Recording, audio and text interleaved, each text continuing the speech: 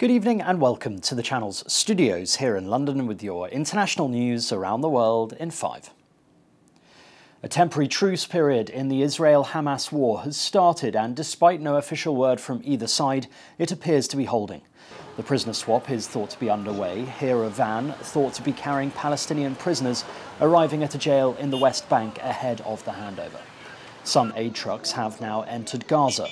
UN agencies voiced hope that a shaky truce that got underway between Israel and Hamas would allow aid to flow to northern Gaza for the first time in weeks. The United Nations can confirm that, as I speak, trucks with humanitarian supplies continues to cross into Gaza through the Rafah crossing point. We hope the agreement between Israel and Hamas, now in force, will bring respite to the people of Gaza and Israel, and some relief to the hostages and detainees who will be released, and to their families. Meanwhile, pro-Palestinian protesters have blocked the Thanksgiving Day parade's route in New York City. Protesters sat down in the middle of 6th Avenue between West 56th and 55th Street as balloons and floats started moving south from Central Park. Other protesters were among the crowd chanting "Free Palestine" and holding Palestinian flags. The former Paralympic champion Oscar Pistorius is to be freed from jail on parole nearly 11 years after murdering his girlfriend Reeva Steenkamp.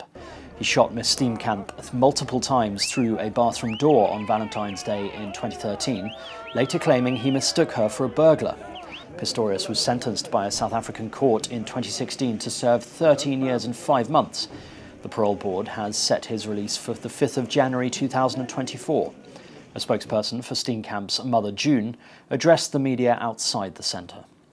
I had forgiven Oscar long ago, as I knew most certainly that I would not be able to survive if I had to cling to my anger.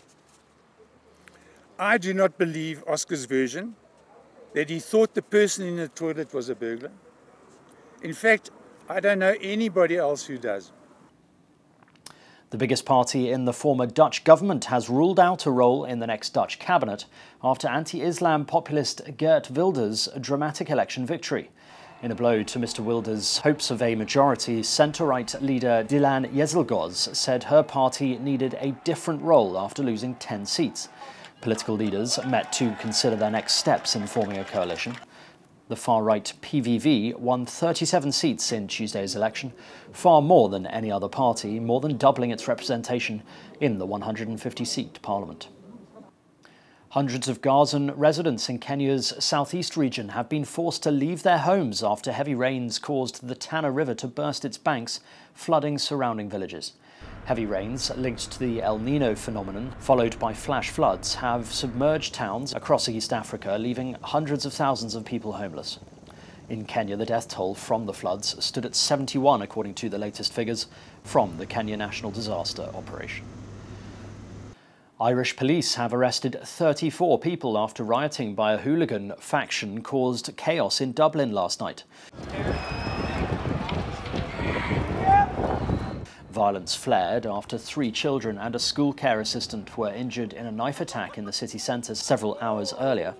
Leo Varadkar said around 500 people were involved in the riot. He said they brought shame on Ireland, and he promised new laws within weeks to bring those involved to justice. 2 of the 5 injured in the stabbings outside a primary school are critically ill.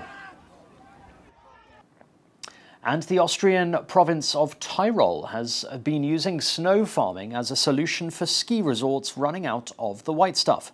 Climate change is making the winter season increasingly difficult to plan. In an effort to combat climate unpredictability, Letauschen snow stored over the summer under wood chippings and can then be prepared for the cross-country ski trail in years where there is late snowfall or when it's needed. The cross-country snow trial on the Tyrolean High Plateau in Letausch is almost 2 kilometers long, and despite mild temperatures and still green forests, cross-country skiers have been able to flex their muscles since November the 17th. And that's your international news around the world in 5. Now back to the channel's studios in Lagos.